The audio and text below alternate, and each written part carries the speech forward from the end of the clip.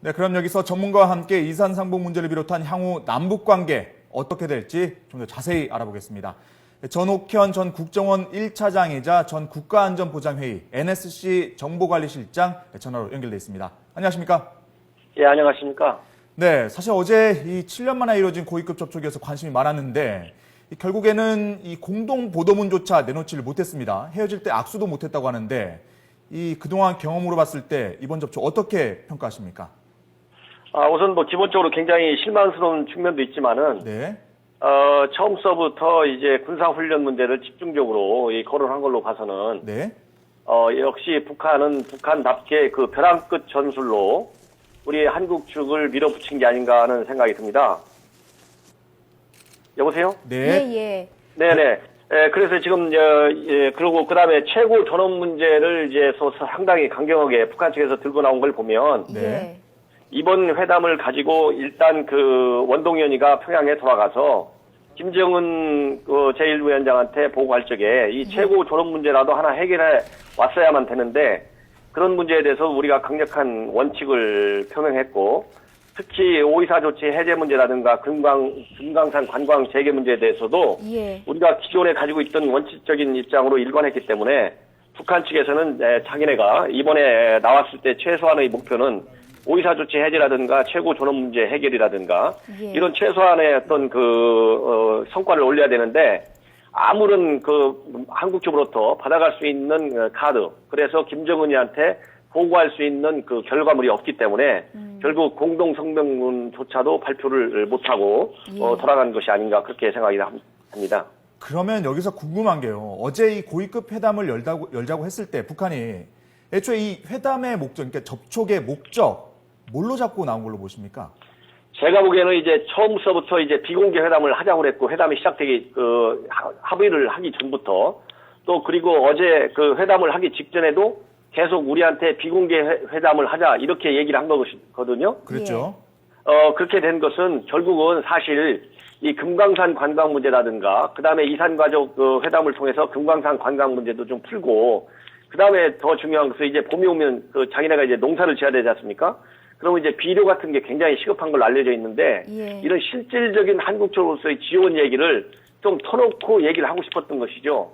그런데 이제 우리가 이제 원칙적으로 이건 남북 우리 국내 언론 사정상 이 비공개 회담을 하기는 어렵다 이렇게 해서 이제 공개를 이제 한다고 하니까 네. 그런 얘기를 말하자면 솔직하게 얘기를 못하고 자기네들 또 원칙적으로 이산가족 회담만 하려면 그런 훈련을 좀 연계라. 그리고 이산가족 회담을 하려면은 금강산 회담도 좀 하자.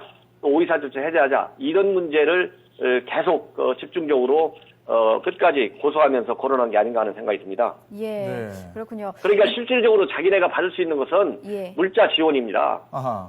그래서 김정은 체제가 원하고 와 있는 한국 쪽으로서의 경제 지원, 그다음에 대북 투자 자금의 유치 이런 거를 실질적으로 이제 말하자면 한두 번의 회담으로 끝내고 싶은데 어제 회담을 해보니까 이런 문제에 대해서 자기네가 짐작했던 대로 상당히 원칙적인 입장으로 우리가 일관하니까 북한에서는 그러면 우리가 이산가족을 안 하겠다.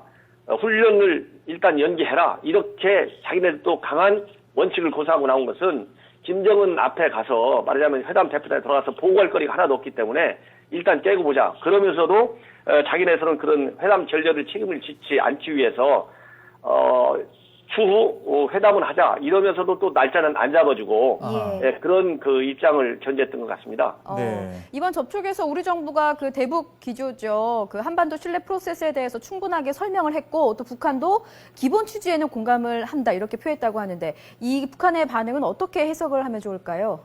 네, 그렇습니다. 그러니까 지금 이제 회담 분위기, 전체적인 분위기는 자세히 알 수 없고, 이제 공동 언론 발표문을 가지고 쭉 해석을 본다면, 예. 한반도 신뢰 프로세스에 대해서는 이해를 한다. 어느 정도 이해하는 표시를 했지 않습니까? 네. 그러나 이제 가장 중요한 문제인 북한 핵 문제에 대해서는 자기네가 원칙을 굉장히 강하게 고수했거든요. 자기네 입장만 일관하고. 네. 그리고 또, 우리가 얘기하는 또 이 이산가족 상봉 문제에 대해서 이번에 하는 이산가족 상봉 행사 말고도 추가 상봉 문제라든가 화상회담이라든가 또 이 정리화 문제에 대해서도 어느 정도 이해하는 또 이런 입장을 표현을 했거든요. 네. 예. 그러니까 쉽게 얘기하면 어떻게 일면 어느 주제에 대해서는 융통성을 가지고 우리를 이해하는 그 입장도 표현을 했고 또 다른 북한 핵 문제라든가 훈련 문제에 대해서는 자기의 입장을 원칙적으로 일관성 있게 강조하는 그런 입장을 취했거든요. 이 얘기를 본다면 어제 하루의 회담을 통해서 일부에서는 탄력성을 가지고 있는 걸 보여줌으로써 한국으로부터 금강산 문제라든가 또 우리 언론에서의 김정은 체제에 대한 어떤 그 비판적인 그 보도 시각 이런 거에서 조금이라도 양보를 좀 받아가려고 네. 자기네가 조금 부분적으로 융통성 있는 것처럼 회담 운영을 했다.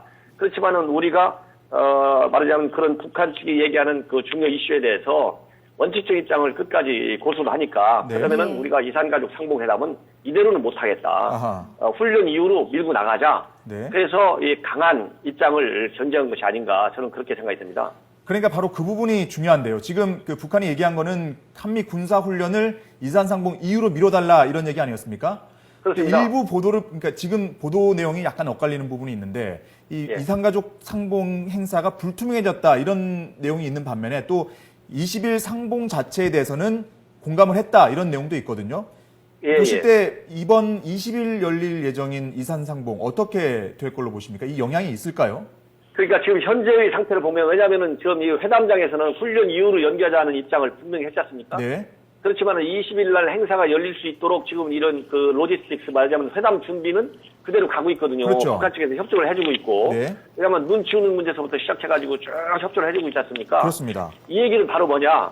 이산가족 상봉회담을 통해서 자기네가 얻고자 하는 그 물질적인 지원을 받고 싶은 거거든요. 아하. 그 다음에는 또 이 이산가족 상봉회담이 깨질 경우에는 작년에 한 번 이산가족 회담을 중지시킨 것은 바로 북한 아닙니까? 그러니까 모든 회담 전례의 책임이 북한한테 오는 겁니다. 예. 그렇게 되면 김정은 체제의 고립이라든가 김정은 체제가 국제사회에 요구하고 있는 어떤 경제적인, 인도적인 지원 이런 문제가 잘 안 되거든요. 예. 그렇기 때문에 회담 전례의 책임은 또 북한 당국이 지고 싶지 않은 거예요. 그렇기 때문에 일면에서는 쭉 밀고 나가고 일면에서는 또 이 회담을 안 하겠다는 그런 자세를 견지하고 있는 것이죠. 그래서 예. 마지막 순간까지도 제가 보기에는 이산가족 회담 문제를 일단 이 주변 준비는 좀 해 나가면서 우리 측에서 이번에 자기네가 입장을 확실하게 밝혔다 이렇게 생각하고 아하. 우리 측에서 말하자면 오이사 제재 문제라든가 최소한도 금강산 문제 또 최고 존엄 그다음에 군사 훈련 이 넷 중에 최소한도 하나만이라도 우리가 달리 융통성을 보여줄 경우에는 예. 이산가족 상봉은 좀 밀고 갈 수 있으니 한국 측에서 양보를 더 해주는 게 좋겠다. 이런 거를 말하자면 암시해주는 그런 그 행태라고 저는 봅니다. 그렇다면 북한이 후속 접촉을 제의할 수도 있을 것이라고 보시는 겁니까?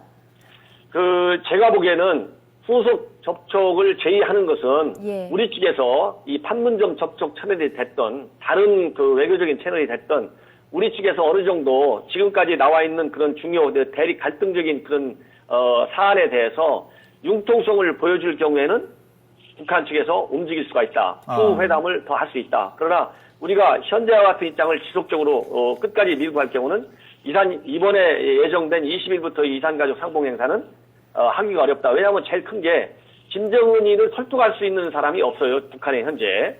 그러니까 중간에라도 이런 공식적인 원동연 이런 그 회담 창구 말고 예를 들어 장성택이라든가 이런 그 김정은이한테 허심탄회하게 얘기할 수 있는 사람이 있으면 예. 그래도 일단 이번은 받아야 됩니다라고 중간에서 얘기를 하면 우리 측의 입장을 바꾸지 않더라도 말하자면 이산가족 상봉 행사를 예정대로 일단 한번 하는 방향으로 끌고 갈 수가 있는데 지금은 바로 북한 당국에는 그런 사람이 없습니다. 그래서 네. 김정은이한테 우리 한국적으로 아무런 양보도 못 받아낸 상태에서 이산가족 상봉을 우리가 먼저 하고서 이런 요구를 합시다. 라고 김정은이를 설득할 수 있는 사람이 현재 없습니다. 그렇기 때문에 우리가 일단 자세히 변화를 보이지 않으면 북한에서는 이번 회담만큼은 수용하기가 어려울 것이다. 저는 그렇게 봅니다. 네, 알겠습니다. 좀 지켜봐야 되겠군요. 오늘 말씀 여기까지 듣겠습니다. 네, 감사합니다. 네, 고맙습니다. 지금까지 전옥현 전 국정원 제1차장이었습니다.